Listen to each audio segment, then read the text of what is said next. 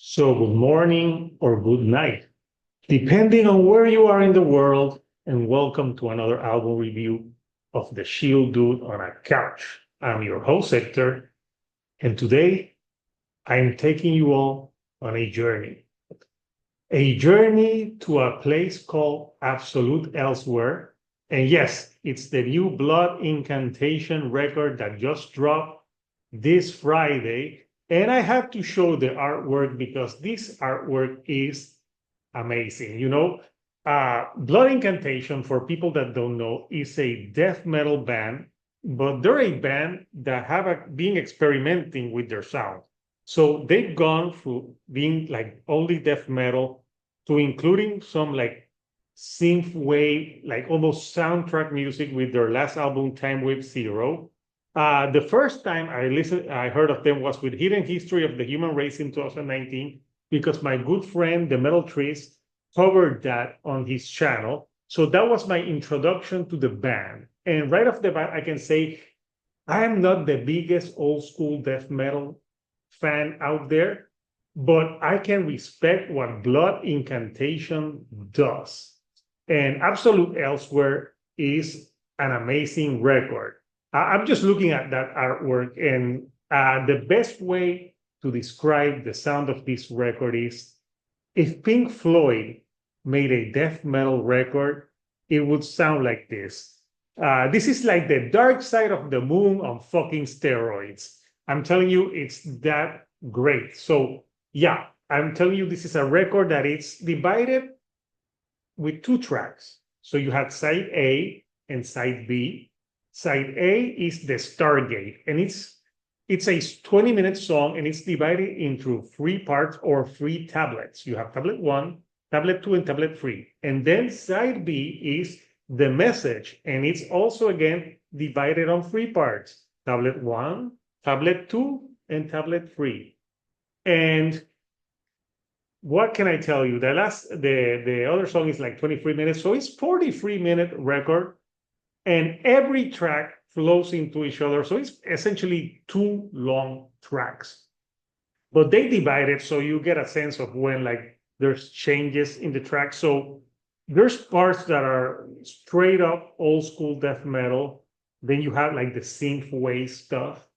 You have like psychedelic progressive stuff and like really trippy stuff. I'm telling you, this is the type of album that should be enjoyed in a Dolby surround sound like a huge movie theater with the lights dim and have like images of the album, like watching at that and just like taking it all in. And I'm guessing if you're smoking weed, it would help as well to have the experience that is Absolute Elsewhere. When I listen to this record, I feel like I'm transported to another dimension, another cosmic realm.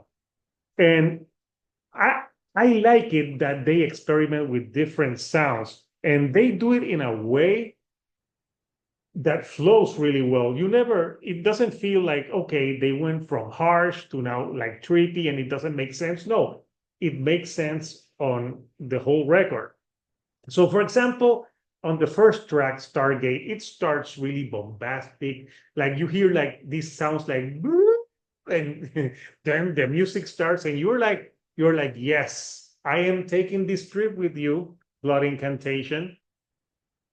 And as the song progresses, you have like the second tablet of Stargate, where you have the Tangerine Dream also on that track, and you hear like spoken word, and it really feels like very cinematic, like it's like a sci-fi movie. And when you're listening to this track, because a lot of the lyrics are very deep, and they're all about like existentialism and who are we? Why are we here? Did I leave the stove on? Okay, I'm getting out of out of context, but yeah, it makes you think about life, about who are we in this.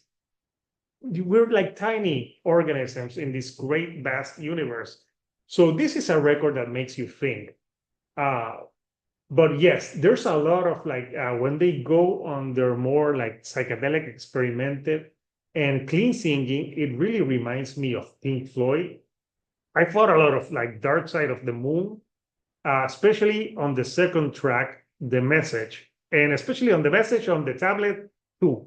On tablet 2 is where the song gets more psychedelic and spacey, and there's some really great clean vocals to that track.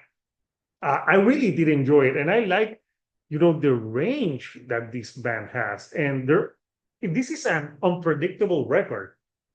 Sometimes you don't know where it's going. You don't know if it's going to go more psychedelic or if it's going to go old school death metal. And sometimes they do that on the song, like they can change at the drop of a hat, and that's really impressive. Uh, the Message also ends with the tablet 3, which is an 11-minute epic closing to the album, and there's a lot of like great death metal in there. Like the vocals feel very menacing. Something that they also do great. There's some great guitar solos on all the Stargate and the Message, but they never overpower the track, and they're used at times that really complement the song and the story, because obviously this is like a concept record.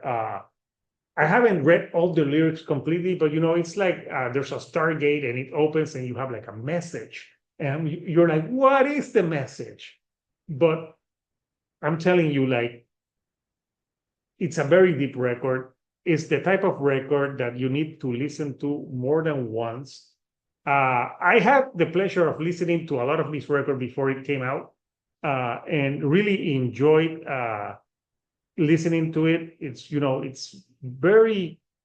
a record that really like rewards the listener with more listens. This is a headphone type of like record to listen to.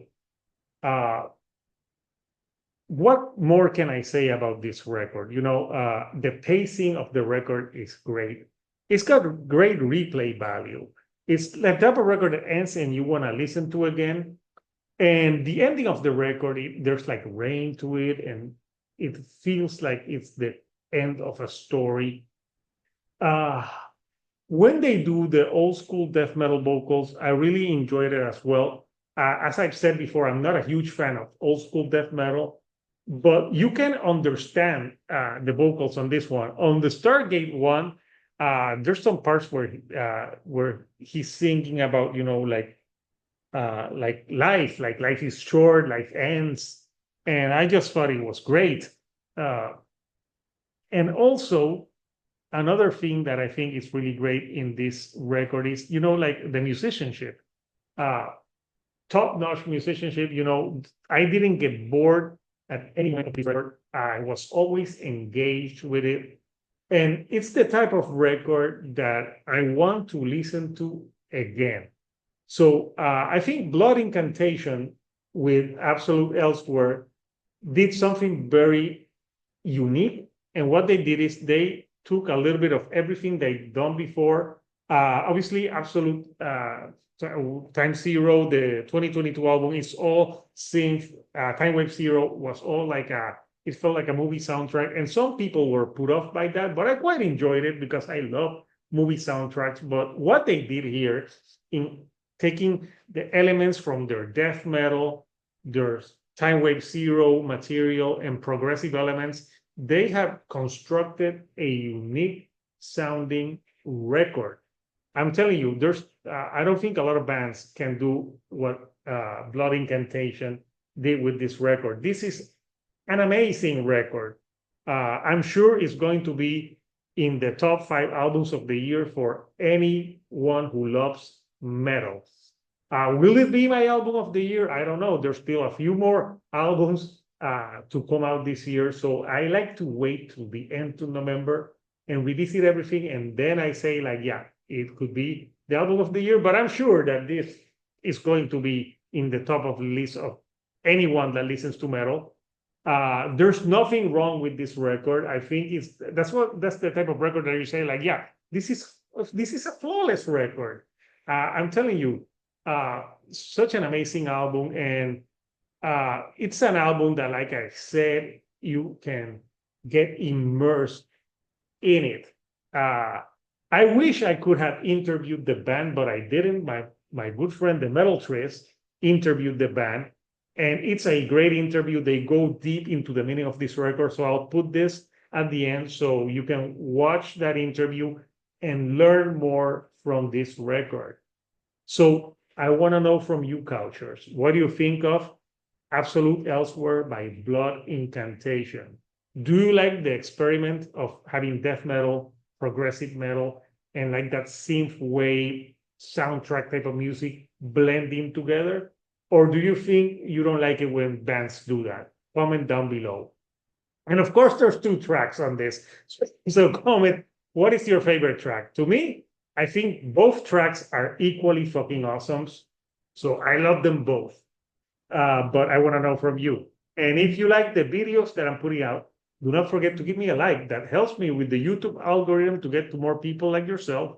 Subscribe to the channel, ring the bell so you know when I'm putting up like new videos. And coming up this weekend on Saturday, I have a new Is It That Bad?